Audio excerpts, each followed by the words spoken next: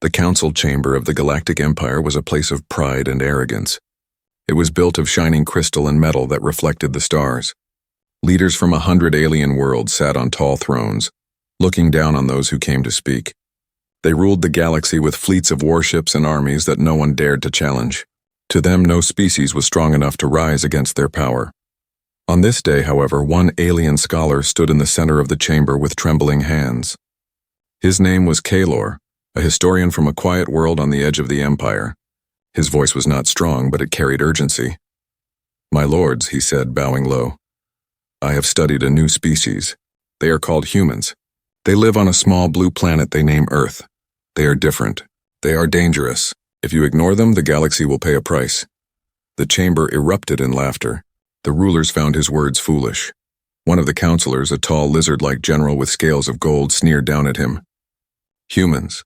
I have seen the reports. They are weak. Their weapons are primitive. Their ships are nothing but metal shells compared to ours. Why should the Empire waste time fearing such a fragile species?" Kalor lifted his head, his eyes glowing with desperation. "Because I have seen them fight. I have seen how they rise when beaten down. They do not give up even when the battle is lost.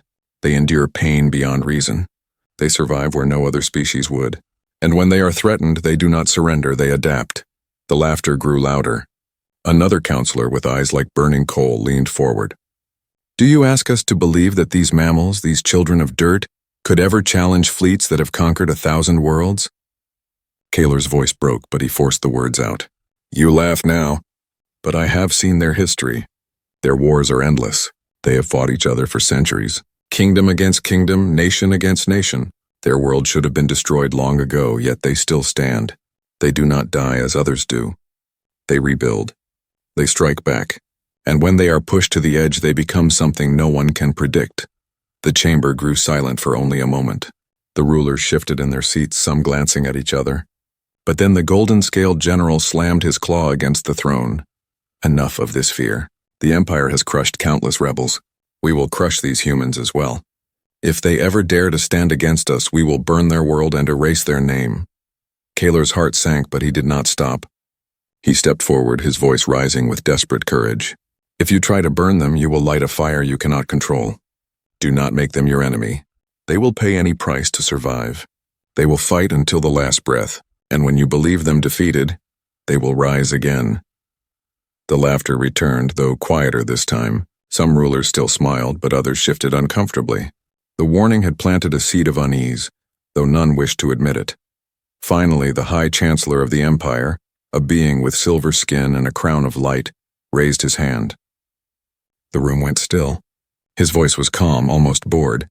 "We thank you, Kalor, for your passionate words, but your fear is wasted. The Empire has endured for thousands of years. One primitive race will not change that. You may leave. The Council has more important matters than bedtime stories about humans." Two guards in armor approached and led Kalor away. His shoulders bent under the weight of despair, but his eyes still burned with fire. As the great doors closed behind him, his final words echoed in the chamber. "Remember this moment. Remember that you were warned. One day humanity will show you what it means to fight without fear." The Council ignored him. They turned their thoughts to other matters, trade routes, new colonies, and conquests yet to come. The name of Earth was spoken no more that day. But far across the galaxy, under a yellow sun, humans lived their ordinary lives. They worked, they argued, they dreamed, and they prepared unknowingly for a future war that would decide the fate of stars. In the quiet of space, small probes recorded human battles, fighters pushing their machines beyond limits, soldiers refusing to surrender even when wounded, explorers enduring harsh lands and storms. To other species, these acts would seem foolish. To humans, it was simply life. And though the Empire laughed, others who studied in silence began to whisper, "What if Kalor is right? What if humanity is not weak but waiting?" The shadow of that question spread slowly through hidden corners of the galaxy. Some dismissed it, others feared it. But none could deny the spark of curiosity, because deep down even those who mocked the warning felt a chill, a memory of the way humans stared at death and did not look away. And the galaxy would soon learn. Ignoring that warning was the greatest mistake they would ever make. The Empire did not wait long before testing the humans. For the rulers of the galaxy, Kalor's words had been nothing but noise. To prove their arrogance right, they sent a small fleet. 3 heavy cruisers and a squadron of escorts toward the human colonies. To them, this was not a war. It was a demonstration, a warning to silence any whispers that might spread in the shadows of the Empire. The fleet descended upon the edge of human space with banners of fire. Their ships were giants of steel, covered in plasma cannons and shield generators. The Empire believed humans would bow, surrender their planets, and beg for mercy. But the humans did not beg. The first clash came in the cold void near a mining colony on the edge of the Sol system. The Empire ships opened fire, their beams cutting through space like knives of light. Human defense platforms shattered under the first strike. Entire rocks in the asteroid belt broke apart, scattering debris into glowing dust. The alien commanders smiled. They thought the battle already won. Then something unexpected happened. The human response was chaotic at first. Civilian ships scrambling, small patrol craft rushing in, communication lines breaking. But within minutes, order emerged. The humans adapted. They used the wreckage of their destroyed platforms as cover, hiding fighters behind shattered rocks. They redirected mining lasers, tools meant for stone, and turned them into weapons.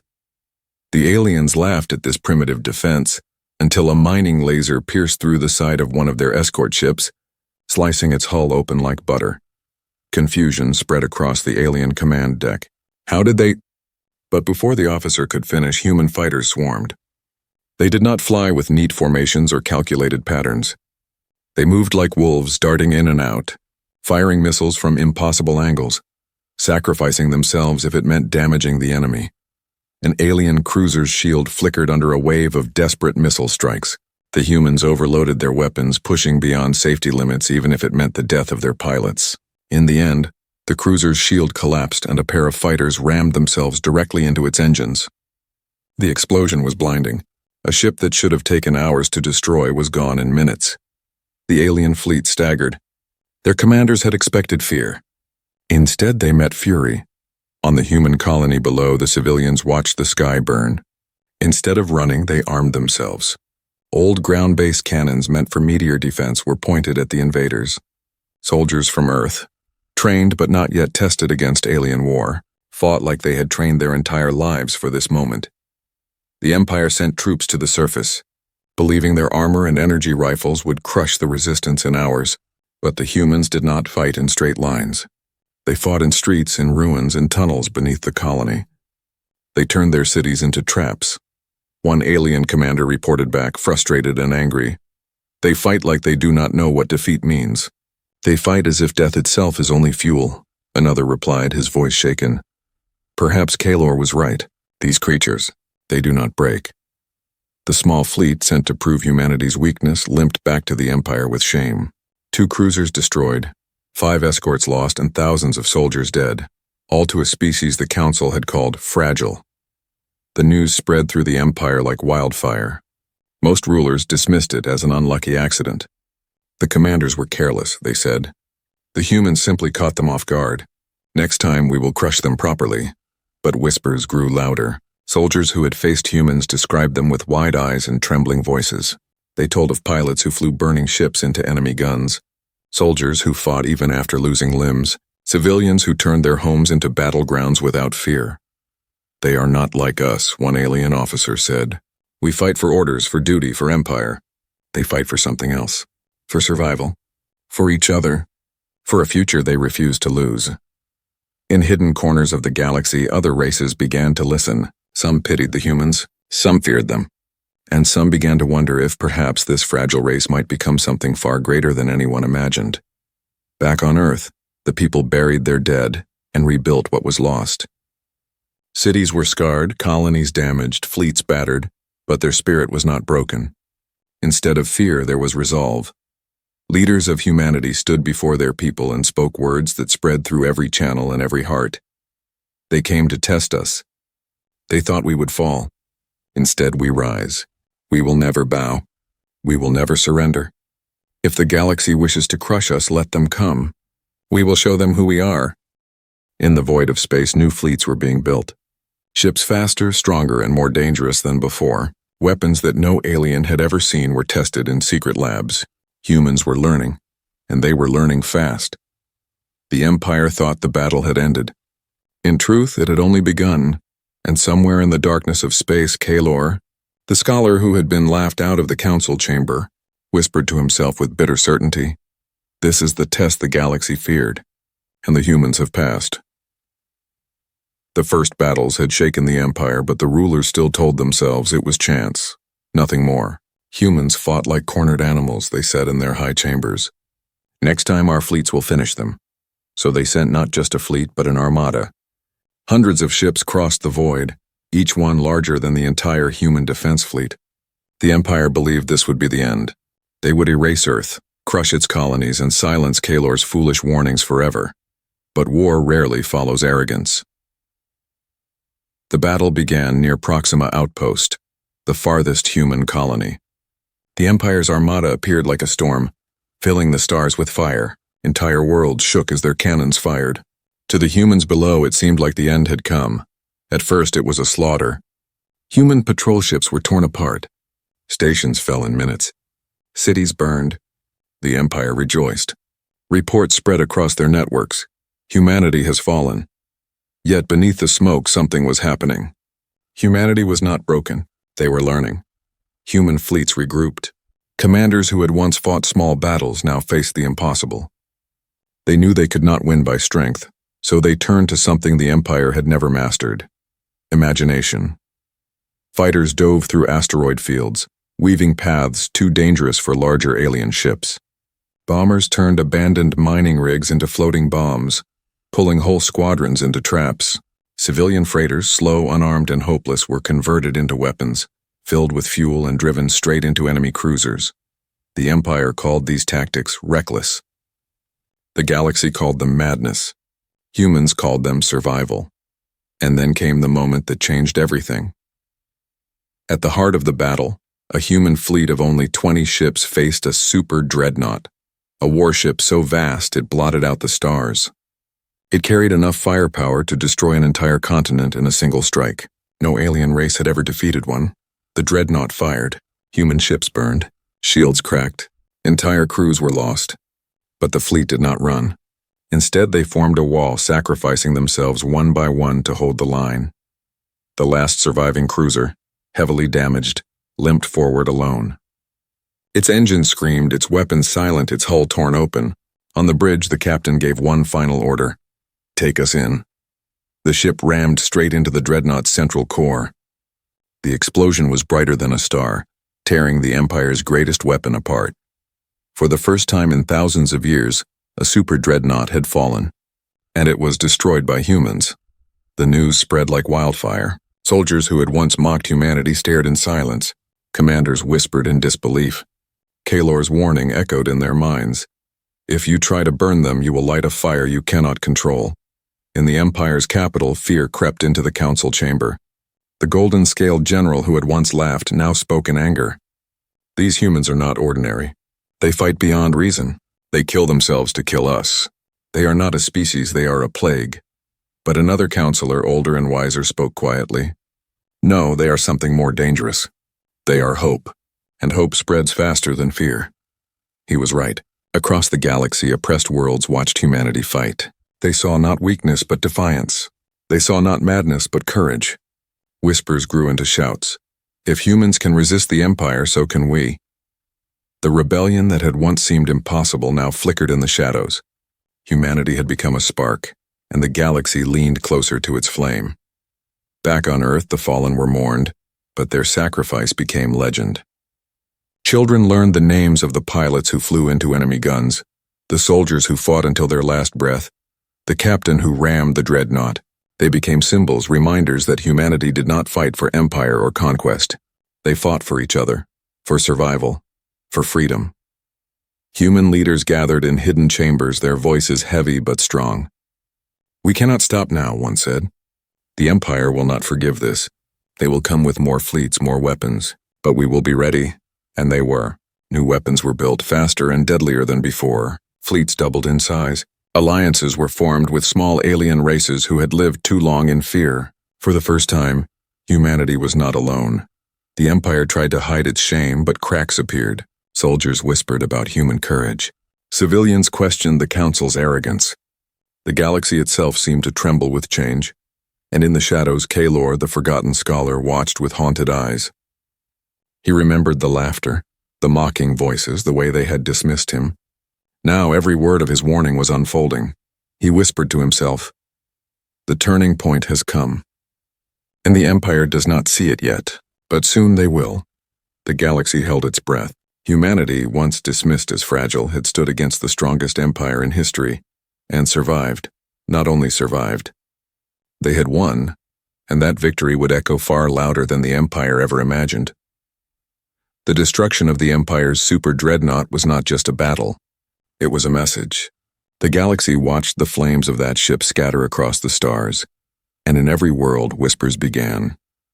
At first, the Empire tried to bury the truth. They announced the dreadnought was lost to a technical failure.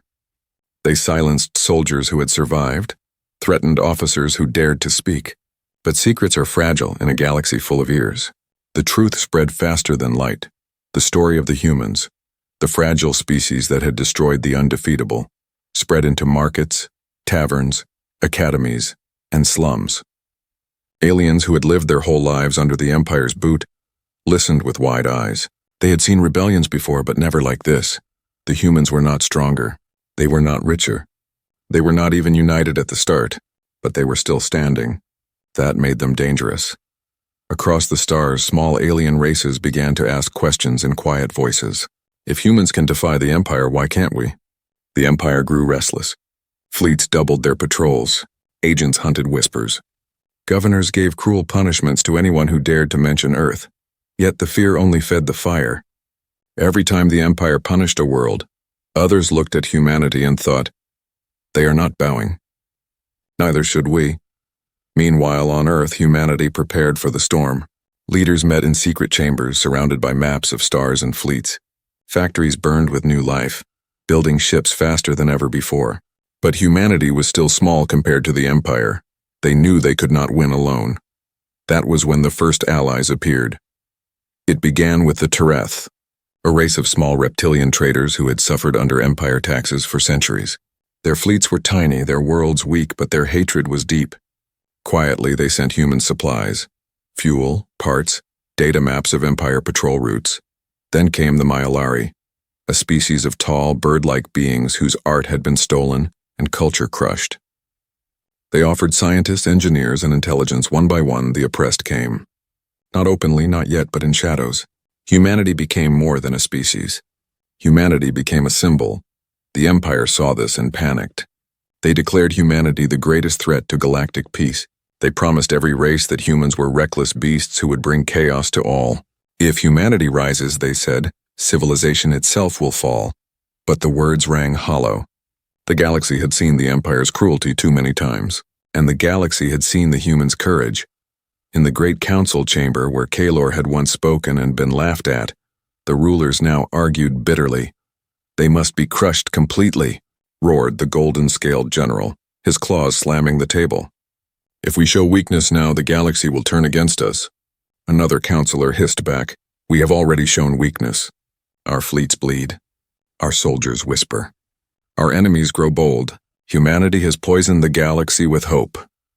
The High Chancellor, crowned in silver light, spoke softly, but the chamber froze at his words. "Then hope must be burned. If humanity is the spark, we will snuff it out with fire." Plans were drawn. Fleets larger than any before were ordered to Earth itself. If the humans were not erased, the Empire would fall. Back on Earth, humanity heard the news. Fear ran through the streets, but it was not despair. Families prepared, soldiers trained, children whispered the names of heroes. Humanity had lost cities and colonies, but they had gained something far greater: belief in themselves. In the silence of space, human fleets moved. Not to hide, but to strike first. They launched raids on supply lines, ambushed convoys, attacked shipyards. Every time the Empire thought they were safe, humans appeared like ghosts, striking and vanishing. Captured Empire soldiers were stunned by what they saw. They expected cruelty, but humans treated prisoners with dignity, fed them, healed them. "Why?" one soldier asked his guard. The human only answered, "Because we are not you." Stories like this spread just as fast as stories of battles. The galaxy saw not just fighters, but a people who refused to become monsters even when facing monsters. And that made the symbol of humanity shine brighter than ever. In the darkness of his small chamber, Kaelor, the forgotten scholar, watched the stars from a lonely station. He remembered the laughter that had drowned his voice. Now the same leaders trembled at the name he had spoken. He whispered, "They did not listen, and now the galaxy listens instead." The turning point had already passed. Humanity was no longer just fighting for survival. They were fighting for the galaxy itself. And as the Empire prepared its greatest attack, the galaxy stood on the edge of rebellion. One question echoed in every corner, from slave camps to royal courts, from quiet markets to hidden bunkers. If humans can rise, why can't we? The Empire had feared humanity's weapons. But what they should have feared was this: humanity's example. The Empire's patience was gone. The destruction of the super dreadnought, the growing whispers of rebellion, and the spreading courage of humanity had shaken their throne. Now they prepared their final answer. A fleet unlike any before was gathered. Thousands of ships, dreadnoughts, carriers, destroyers, enough firepower to scorch entire sectors. The order was clear: erase humanity, erase Earth, let no seed of hope remain. Across the galaxy, fear spread. Worlds that had begun to dream of freedom now held their breath. If humanity fell, the Empire's chains would grow tighter than ever. But if humanity endured, the galaxy itself might rise. On Earth, the news arrived like thunder. Leaders stood before their people, their faces pale but resolute. "The storm is coming," they said, "and we will not bow." Every city became a fortress. Every colony prepared for war. Old ships were pulled from museums and armed. Civilians trained beside soldiers. Children whispered prayers, not for safety but for victory. Humanity knew the price would be heavy, but they were ready to pay it. The Empire's armada arrived with the fury of a dying star. The skies above Earth turned red with fire. Shields cracked. Ships exploded. The oceans trembled. To the aliens watching from afar, it looked like the end. But humanity had learned well. They no longer fought with desperation alone. They fought with strategy, with cunning, with unity. Fleets rose from the hidden dark side of the moon. Mines hidden in orbit detonated, ripping apart the Empire's vanguard. Human cruisers darted between giants, striking engines and retreating before enemy guns could lock on. On the ground, missile batteries fired into the void, punching holes in ships meant to last centuries. Still, the cost was terrible. Entire cities were reduced to ashes. Colonies went silent. Families were torn apart. Every victory was bought with blood. In the council chambers of the Empire, rulers waited for news of triumph. Instead, they received reports of chaos. Ships lost, commanders dead, and one message repeated again and again: they will not break. At the height of the battle, when all seemed lost, a single moment changed everything. The humans revealed a weapon the galaxy had never seen. A massive carrier built in secret, carrying not bombs or guns but swarms of automated drones. Thousands of them, armed with nothing but sharp steel and small explosives, swarmed like locusts over Empire warships. Shields failed under the sheer numbers. Dreadnoughts fell one after another, not to overwhelming firepower, but to relentless persistence. It was the human way: many against the few, small against the great, survival against arrogance. The Empire fought back with fury, burning fleets and cities alike. But for every human ship destroyed, another rose from the shadows. For every soldier lost, 10 more picked up the fallen's weapon. The Empire could not kill the spirit of humanity. At last, after days of endless fire, the Empire's fleets began to break. Not because they lacked weapons, but because they lacked will. Their soldiers looked at humanity and saw something they could not understand. A species that refused to surrender even when surrounded by death. The order was given: retreat. The Empire's proud armada, once sent to erase Earth, fled the system broken and bleeding. Humanity had survived, but at a terrible cost. The ruins of cities smoked under the quiet sky. Millions lay dead. Families wept. The oceans were scarred, the land burned. Humanity had won the right to live, but the price was carved into their very souls. Yet even in grief, there was pride. Survivors stood together, not in silence, but in defiance. Children placed flowers on the graves of heroes. Soldiers raised torn flags over shattered cities. And voices rose across the stars: "We are still here." In the galaxy beyond, the reaction was thunderous. Worlds long oppressed by the Empire erupted in rebellion. Slaves broke their chains. Colonies refused their masters. The symbol of humanity, the fragile species that had stood against giants, ignited flames everywhere. In the Empire's capital, the rulers sat in silence. Their fleets shattered, their fear growing. The golden-scaled general, once arrogant, now whispered in despair, "We were warned." And Kalor, the scholar who had spoken long ago, stood alone at the edge of the chamber, his voice steady. "Yes, you were warned, and now the galaxy remembers. The war was not over. Humanity was scarred, and the Empire still stood. But the balance of power had shifted forever. The Empire had lost more than ships, more than battles. They had lost the illusion of control. The price had been paid in blood and fire, and from that day forward, the galaxy no longer laughed at humanity. They feared them, they respected them, and deep within their hearts, they knew humanity had changed the fate of the stars.